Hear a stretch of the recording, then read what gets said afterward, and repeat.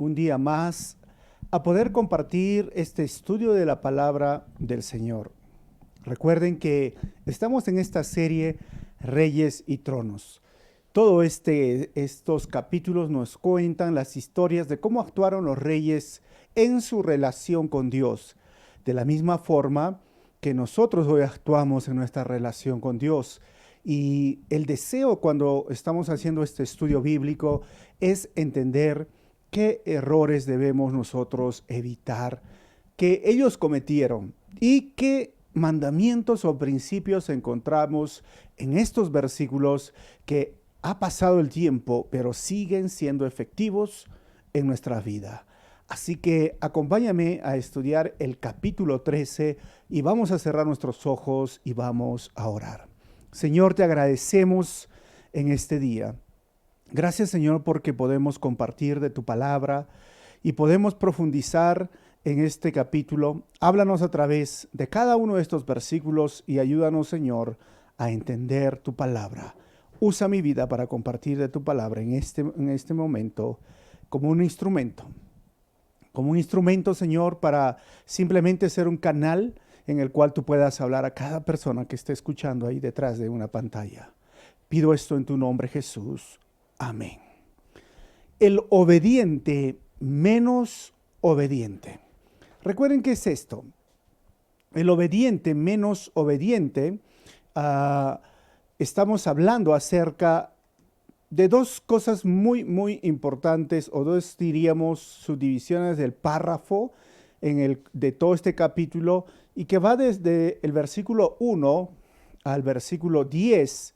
El hombre de Dios da una profecía.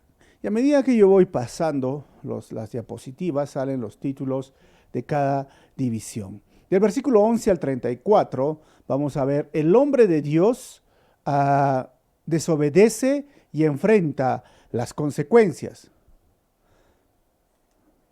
Recordemos que estamos en medio de la idolatría.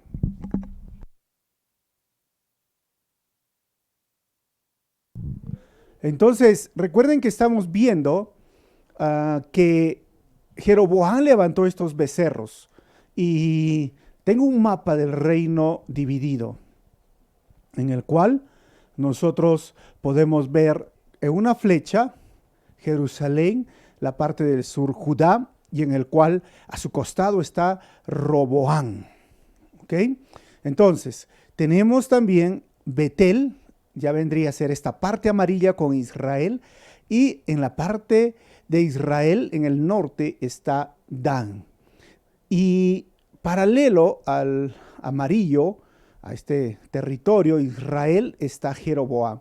Estamos en la etapa del reino dividido. 10 tribus se quedaron en Israel, la gran mayoría de tribus, y Benjamín, la tribu de Benjamín, la tribu de Judá se quedaron en el sur, lo cual se compone el reino de Judá y el otro se llama el reino de Israel. Capital de Judá llega a ser Jerusalén. Por ahora se ha ido a Siquem, pero vamos a ver que más adelante Jeroboam, o todo lo que es el norte, convierte a Samaria la capital principal. Es decir, estamos frente a un hecho histórico. Aproximadamente estamos viendo el año 930-931 antes de Cristo. Solo habían 3 reyes de la monarquía unida: Saúl, David y Salomón. El hijo de Salomón es Roboam, que se queda en el sur. Su siervo Jeroboam ahora se queda en el norte. También hemos visto que en ese momento de esos becerros, justo yo les mencionaba, Dan y Betel, es donde Jeroboam puso estos becerros de oro y les dijo: Israel, aquí están tus dioses. Y vemos ya desde el capítulo anterior el nacimiento, diríamos, de una nueva religión, o la apostasía, o un líder que simplemente los está llevando a la desobediencia. Uno que es menos obediente. El profeta Ahías se le acercó a Jeroboam y le dijo que le iba a dar 10 tribus a él. Eso lo hemos visto en el capítulo 11. Y entonces él debería de simplemente seguir los mandamientos del Señor y Dios iba a poner a su dinastía por siempre también ahí en el trono, pero vamos a ver que Jeroboam no hace lo que debe de hacer. Ahí nos quedamos, así que versículo 1 vamos a leer ahora la historia de el hombre de Dios da una profecía.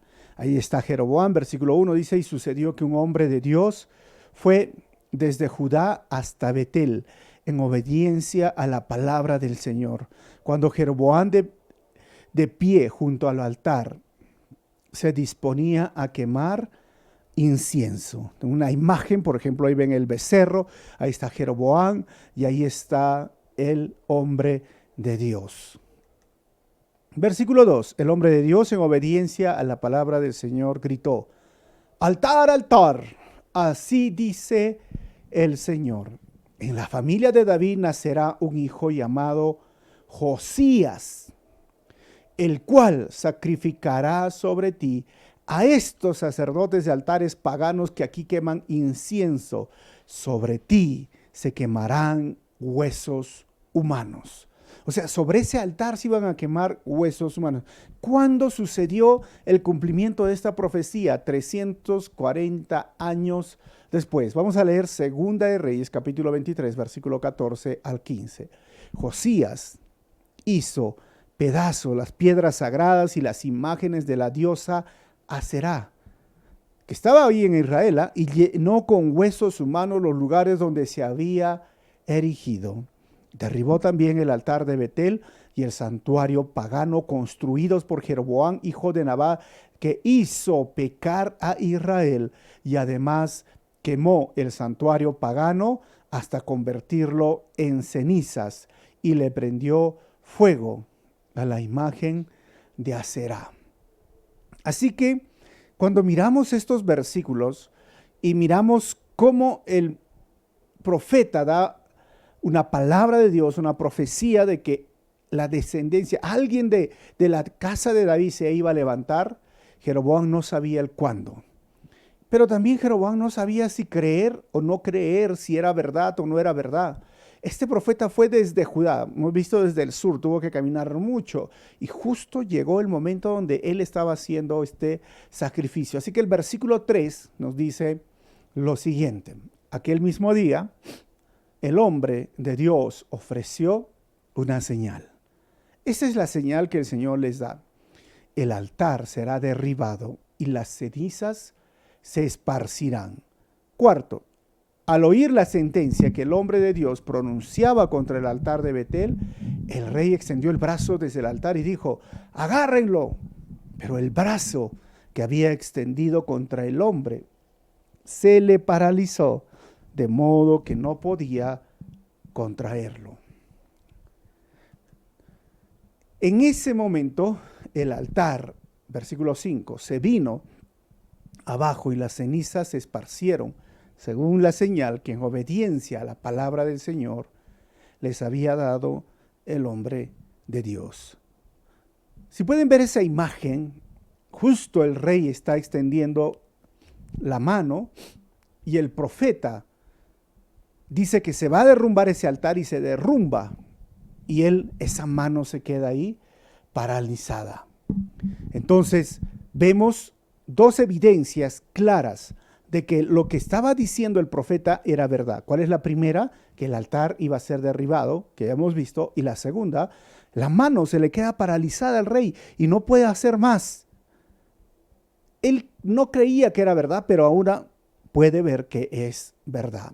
Él estaba empezando la adoración a ídolos. Él estaba haciendo pecar a Israel. Pero ¿qué sucede? ¿Qué hace Jeroboam? Versículo 6. Vamos a ver donde el hombre de Dios responde a la súplica de Jeroboam. Entonces el rey le dijo al hombre de Dios, apacigua al Señor tu Dios, ora por mí para que se me cure el brazo. Y el hombre de Dios suplicó al Señor, y el rey se le curó el brazo, quedándolo como antes. Es interesante este evento, es uno de los versículos que a mí me llaman más la atención. Uno, ¿no? Porque hay otros más adelante que vamos a ver. Respecto a este rey Jeroboam, y que podamos entender un poco acerca de cómo funciona esto de la idolatría, los ídolos. Él está levantando un becerro, él está levantando un ídolo que no puede ver, no puede escuchar, no se puede mover, y les está diciendo a Israel en el capítulo anterior: aquí están tus dioses que te sacaron a ustedes de Egipto, adórenlos. Y entonces el pueblo podía adorar a este ídolo, pero cuando viene el profeta a sentenciar lo que él estaba haciendo mal, para hacerle recapacitar, él quiere ofender y quiere atrapar al profeta. La mano se le queda ahí y él dice: ruega a tu Dios. O sea, él mismo sabía que ese becerro no era Dios, es un ídolo. Y le dice al profeta: ruega a tu Dios. Y yo, si fuese el profeta, imagínate, ¿no? El rey me quería tomar preso y ahora el profeta tiene toda la oportunidad de decir: mira, quédate con el brazo seco, pues, ¿no? Paralizado. Yo me iría, diría: bueno, para que aprendas tu lección. Pero el profeta ora por él. ¿Por qué ora el profeta? ¿Y por qué él pide ayuda del único Dios y Dios verdadero y creador del cielo y de la tierra, y no pide ayuda a sus ídolos, a ese ídolo que él piensa y cree que es Dios? Porque ese es el asunto de la idolatría. ¿Sabes qué? Los ídolos no pueden sanar ni ayudar, porque no oyen y no tienen poder. Pero es curioso que el creador de una nueva religión confía en el único Dios para su sanidad. Y ahí vemos que el profeta pasa de ser perseguido a ser intercesor. Y yo digo, hermanos, que solo la gracia y el amor de Dios, en el amor de Dios y en la gracia, los cristianos pueden orar por sus perseguidores. Es lo mismo que hoy vemos en la ventana 1040, cuando hay cristianos que hoy están siendo perseguidos y aquellos que los están metiendo a la cárcel. Hay muchos testimonios de cristianos orando por sus verdugos. Solo por la gracia y el amor de Dios puede suceder esto. Por eso lo hizo el profeta. Pero vemos también que alguien que empieza una religión sabe que hay un solo Dios. Es el único Dios. Entonces la pregunta es: ¿pero por qué empieza esa religión? Tenías que revisar el estudio que ya está en las redes sociales, en Facebook y en YouTube. Él, por temor a que pueda morir y simplemente porque quería tener el poder y el control, crea una nueva religión. Dios, Jesucristo, nunca vino a empezar una religión. Jesús vino a traer vida. Jesús vino a mostrar el único camino. Jesús vino a mostrarte la verdad, no una religión. Por eso es que el cristianismo no es una religión. El cristianismo es la verdad, el cristianismo es el camino y es la vida, porque el cristianismo se basa en Cristo. Por eso somos cristianos, cristianismo, somos discípulos de Jesucristo. Y tú y yo podemos seguir este camino porque Él lo muestra, Él nos enseña, Él es nuestro líder. ¿Y dónde está la guía? Pues en la Biblia, en la palabra de Dios. Cómo nosotros vamos a llegar desde un punto que nacemos de nuevo hasta el final que vamos a partir con el Señor. Todo eso está ahí. ¿Qué debo de hacer y no debo de hacer? Está en la palabra del Señor. Hoy no necesitamos profetas que nos digan si está bien o está mal lo que estamos haciendo. Hoy tenemos la revelación especial dejada en esos 66 libros de la Biblia para que tú y yo podamos seguir y conocer su voluntad. Pero en caso de esto, lo que estaba sucediendo, lo único que me hace recordar es que la bondad de Dios puede sanar. Pero no siempre los sanos se salvan y se arrepienten. Porque muchos que en el ministerio de Jesús o de los apóstoles se sanaron, no se sabe si ellos realmente iban a ser salvos. Cuando Jesús murió, dice que los sepulcros se abrieron y había muchos que estaban muertos y resucitaron. No se sabe si fueron salvos, porque Jesús no vino a sanar, sino vino a salvar. Y el sanar sí es una consecuencia de su fe, pero no es la meta y no es el propósito. El propósito es salvar al ser humano.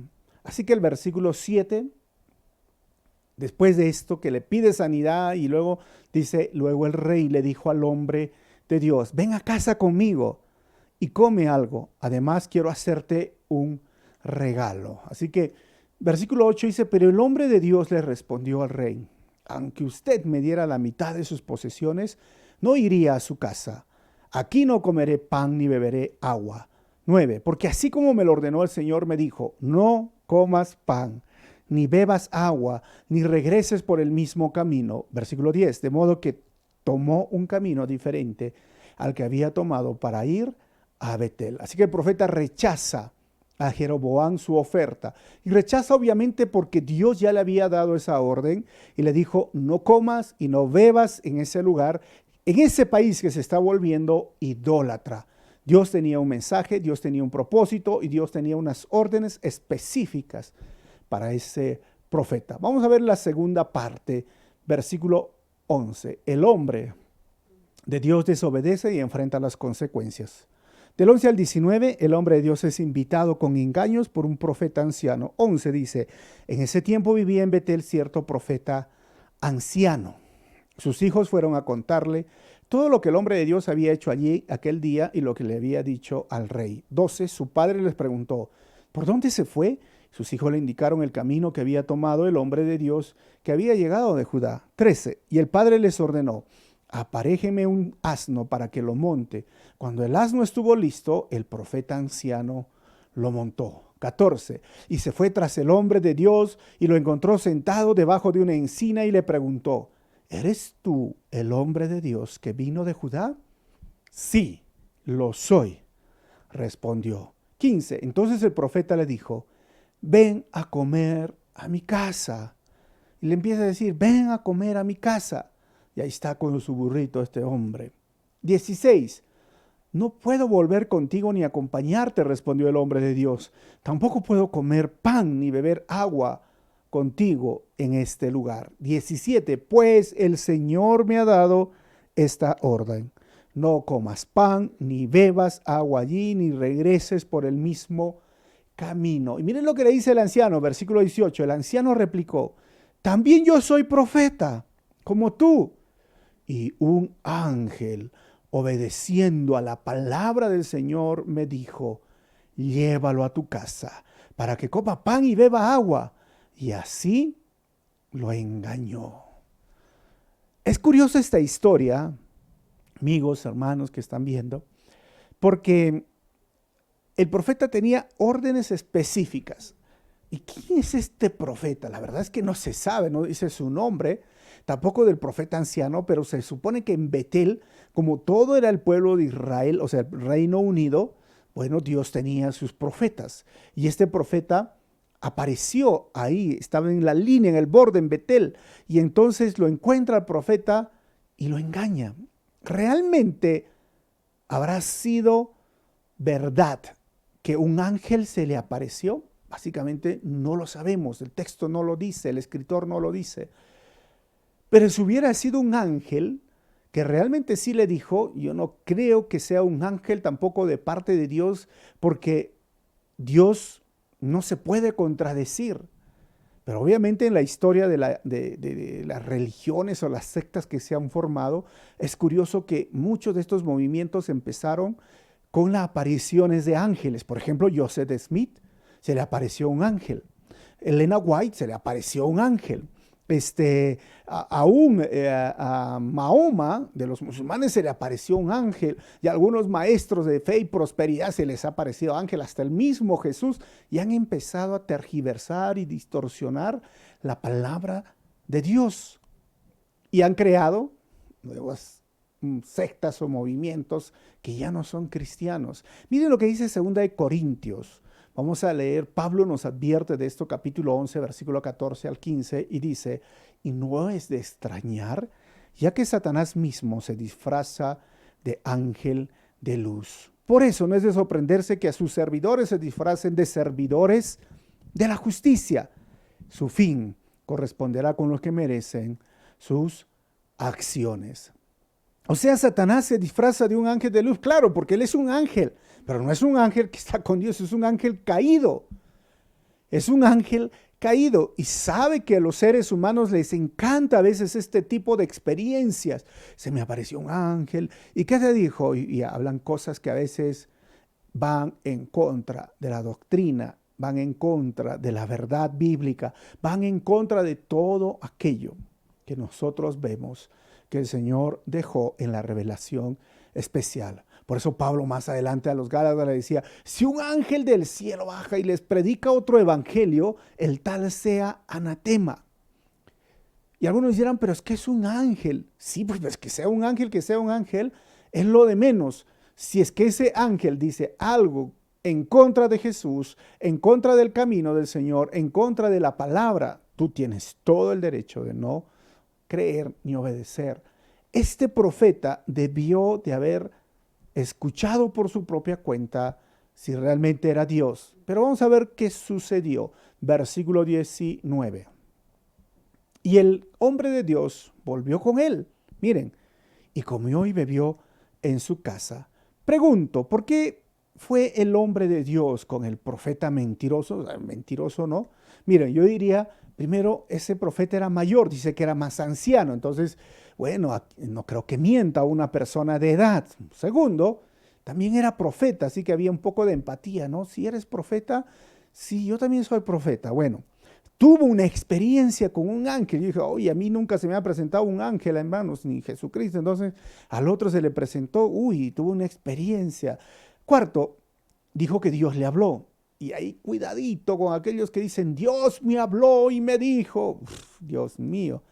Y tampoco no parecía idólatra. Había muchos que eran idólatras, pero él no parecía idólatra. Y lo último, ofrecía algo que el hombre de Dios necesitaba. ¿Saben qué era?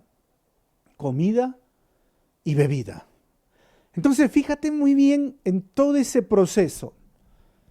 Era mayor, era profeta, tenía empatía. Miren, un ángel me habló, la palabra de Dios vino a mi vida. Bueno, no soy idólatra, no soy como los demás y además vengo a ofrecerte lo que tú quieres y lo que tú necesitas.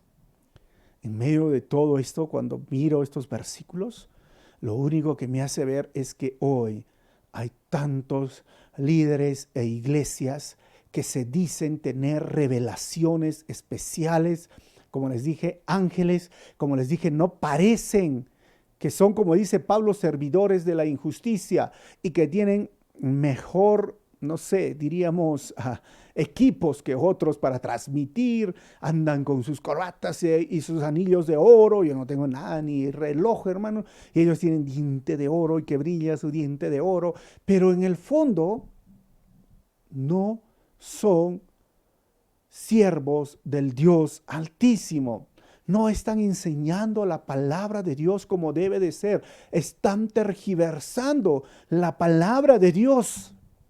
Y se están aprovechando de muchos que hoy quieren escuchar aquello que están buscando por todo lado. Así como el profeta estaba ahí cansado, sentado en su encina y tenía hambre y tenía sed, y el otro no le ofreció simplemente, yo tengo comida, tengo bebida, y el Señor me dijo, hoy muchos están buscando sanidad, están buscando dejar de ser pobres, y ellos te ofrecen por la televisión y la radio, te van a decir, deja de ser pobre. Ven y vas a ser sano, pero te va a costar, así que tienes que empezar a sembrar y dar el dinero. Haz tus pactos. Todo eso no es bíblico. La Biblia no dice que el hombre puede pactar con Dios, es Dios quien pacta con el hombre. El hombre no puede declarar ni decretar, es Dios quien decreta y el hombre no hace nada, porque el Dios, Él es el creador y Él sana cuando desea. Sí, yo sé que Él sana, pero conforme a su voluntad. Y lo que de gracia recibiste, da de gracia, no tienes por qué cobrar por sanidad.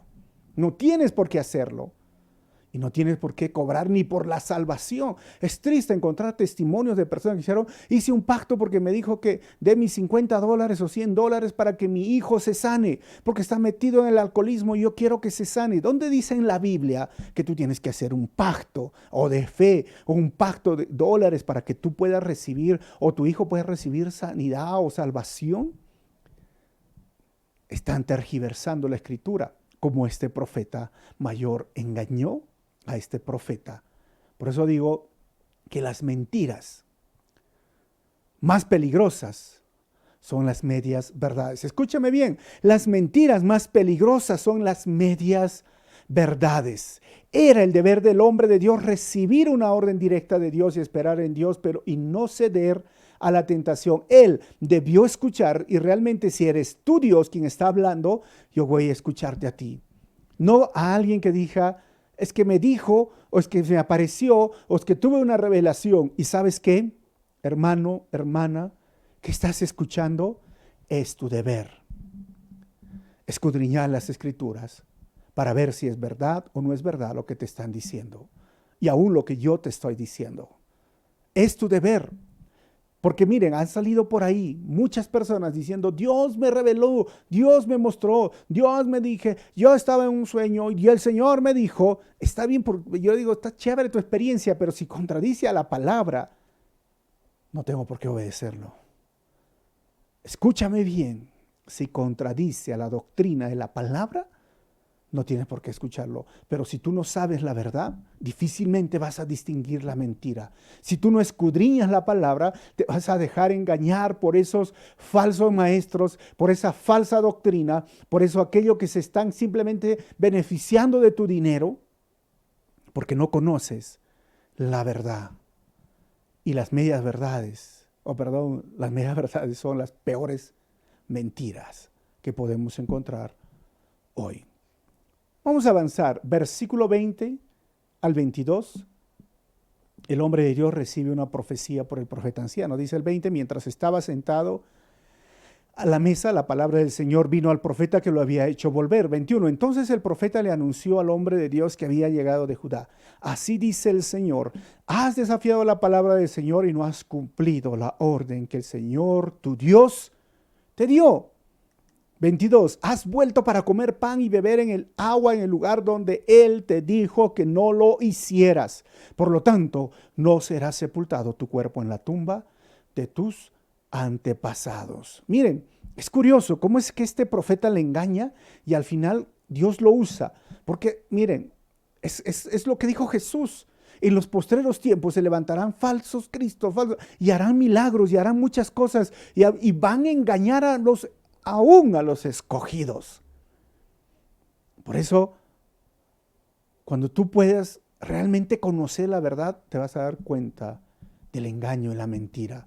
Dios lo usó porque Dios es soberano y obviamente si era un profeta, ¿no? Como digo, él mismo dice y la Biblia lo menciona y el escritor lo menciona, Dios lo usa y le dice, ¿por qué tú cediste a la tentación?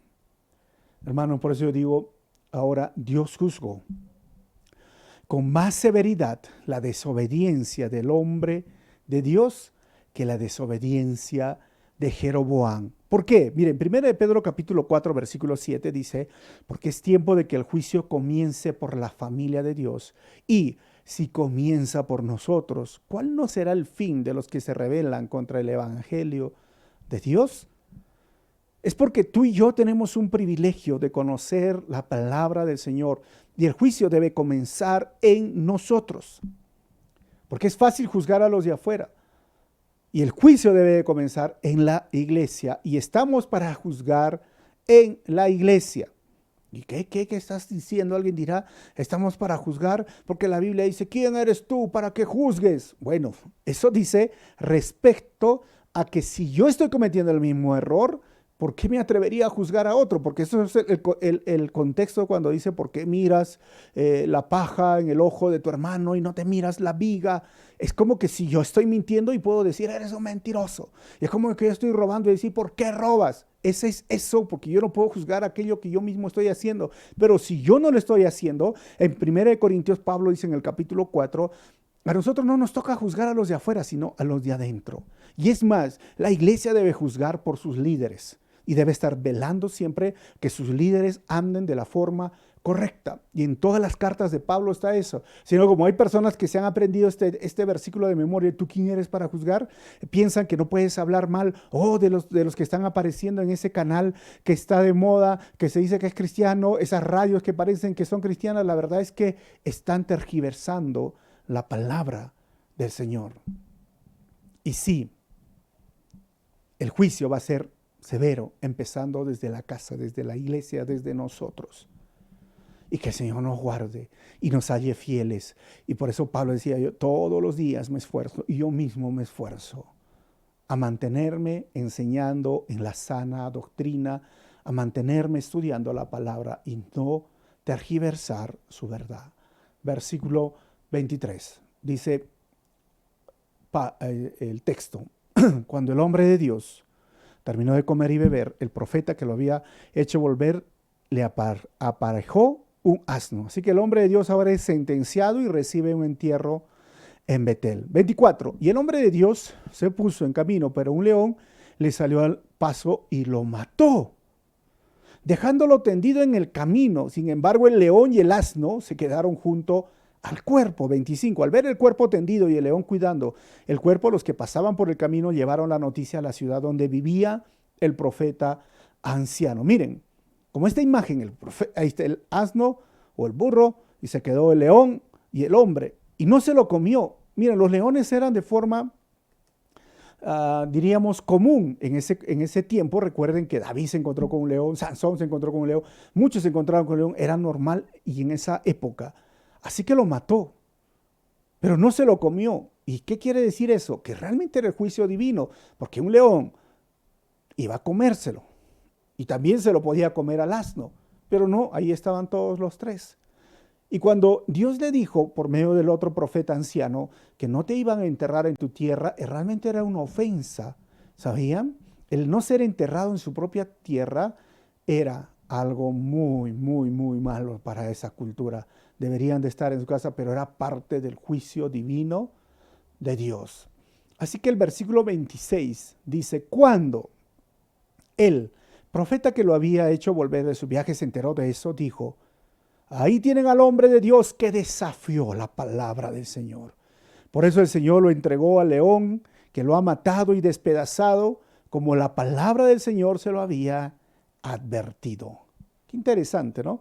Y luego el profeta les dijo a sus hijos, aparéjeme el asno. En cuanto lo hicieron, 28, el profeta salió y encontró el cuerpo tendido en el camino con el asno y el león junto a él. El león no se había comido al cadáver, ni había despedazado al asno, como ven en la imagen. Por eso que todos los que pasaban dijeron, oye, ¿qué es esto? No puede ser posible, es el juicio de Dios. Y aún el profeta diciendo esto, nosotros diríamos, pero ¿por qué lo tentaste? Yo diría, ¿por qué se dio el otro? Y ahí estos versículos nos dan una idea clara de lo que vuelvo a repetir, aquello que hemos leído con Pablo. Satanás se disfraza como un ángel de luz. Si un ángel les dice un evangelio diferente, sea un anatema. No puedes tú confiar, porque hay una persona que sale en el nombre del Señor y decir, Dios me dijo así, Dios me habló. Hoy estos falsos profetas están callándose la boca, o no lo sé si se están callando.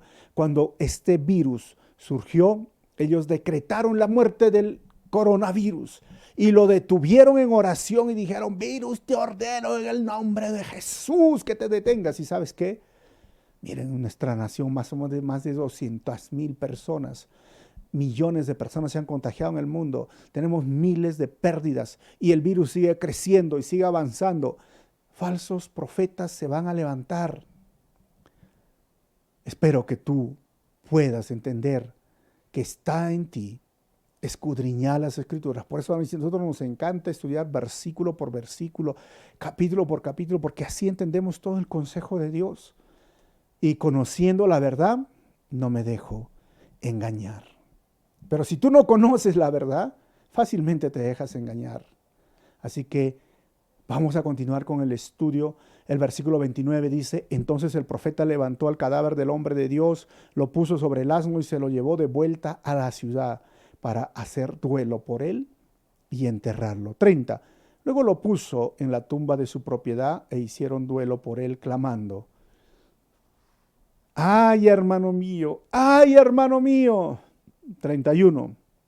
Después de enterrarlo, el profeta le dijo a sus hijos,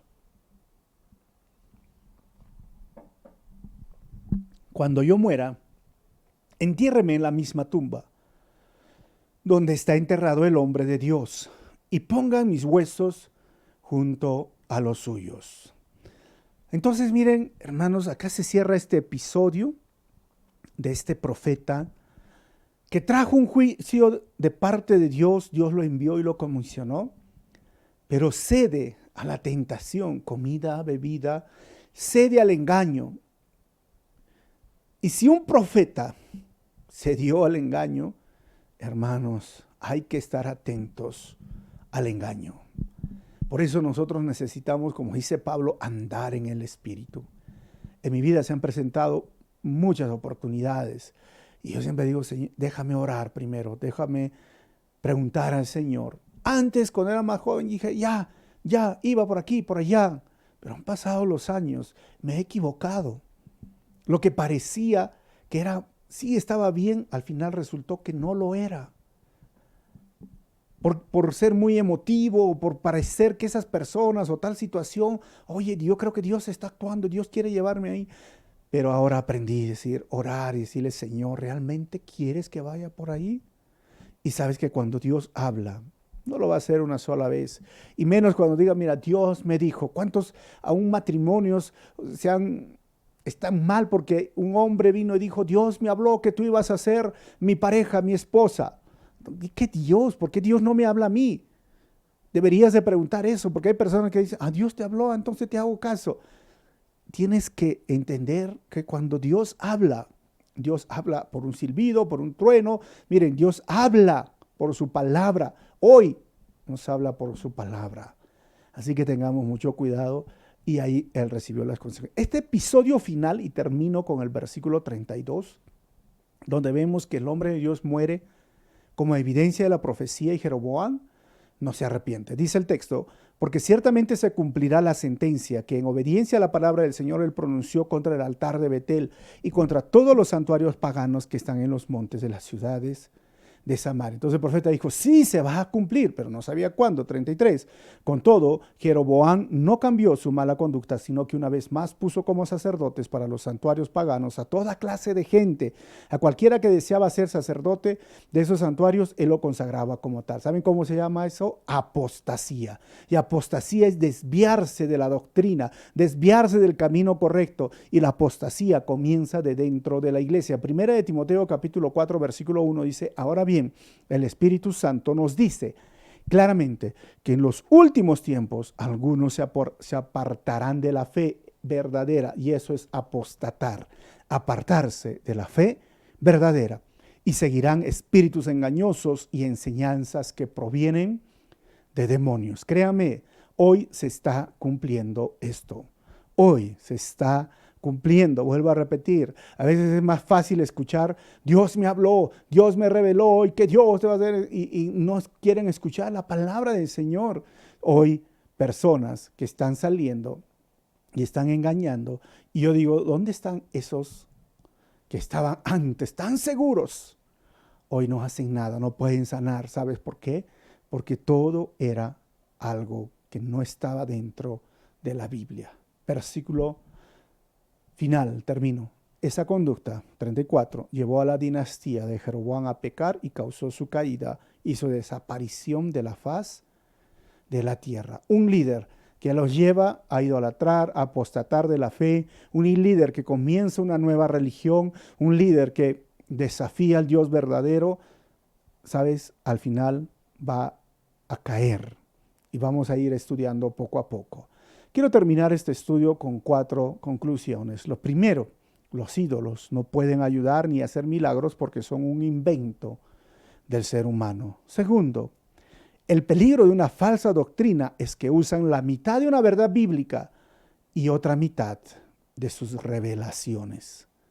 Tercero, cuando no sabes la verdad de la palabra de Dios, no podrás distinguir la mentira de algunos líderes religiosos. Y cuarto, Jesús no vino a traer una religión, Él vino a traer vida, un camino, y es la única verdad para llegar al cielo. Obviamente, como estamos hablando, el cristianismo no es un invento de un ser humano. el cristianismo es seguir a Cristo. Pueden haber muchos nombres de diferentes iglesias y que sí están enseñando la sana doctrina, pero no todo el que se llama hoy evangélico o evangelista ahora está siguiendo a Jesucristo, y no todo el que se llama cristiano está siguiendo a Jesucristo. Por eso escudriñen la Escritura y sigan al único que es mediador entre Dios y los hombres. Jesús no es un engaño. Jesús no es como Jeroboam, un líder que los ha venido a fundar una religión. Él no vino a fundar una religión. Él vino a mostrarte la verdad, el camino y la vida. ¿Por qué no oramos? Y si tú ya conoces este camino, dale gracias porque el Señor te ha mostrado por su palabra. Pero si tú no lo conoces, dile, Señor, ayúdame a andar en tu camino. Y si te has estado desviando o escuchando esos falsos maestros, dile, Señor, ayúdame a conocer tu verdad. Vamos a orar y terminar con esto. Señor, gracias te doy en este momento. Gracias, Señor, porque tú has traído vida. Tú eres el único camino y estamos en la verdad. Pero oro, Señor, si hay una persona que está queriendo salir de esos falsos maestros, a falsa doctrina, Señor, dale fuerzas y revela a través de tu palabra. Muéstrale, Señor, qué es la verdad. Tú eres la verdad, Señor. Muéstrales, Señor. Te pido, y también a aquellos que todavía no te conocen y que están sumergidos en una falsa doctrina o una falsa religión o una secta, ten misericordia de ellos, sácalos y muéstrales tu verdad. Te pido esto en tu nombre, Jesús. Amén. Dios te bendiga. Síguenos por el canal de YouTube, ponle like y pues ponle la campanita para que pueda sonar cuando vamos a subir una prédica. Nos vemos en los devocionales que estamos haciendo cada día y el día domingo nuestro estudio del Evangelio de Marcos.